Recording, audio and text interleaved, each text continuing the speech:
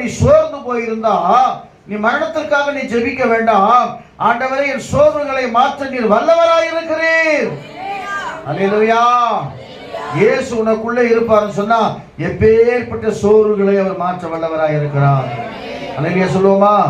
சோர்ந்து போன ஆத்துமாவை தட்டி எழுப்பி இயேசு உன்னை தேற்றிடுவாரே. சோர்ந்து போன ஆத்துமாவை தட்டி எழுப்பி இயேசு என்னை தேற்றிடுவாரே. என்னை நீதியின் பாதையில் நடத்திடுவாரே. என்னை நீதியின் பாதையில் நடத்திடுவாரே. காரணம் என்ன தெரியுமா? இயேசு என்னில் வாழ்கிறார். நிரம்பி வழிந்து ஓடுதே நன்மையோ கிருபையோ, நாளெல்லாம் என்னை பின்தொடருதே. நிரம்பி வழிந்து ஓடு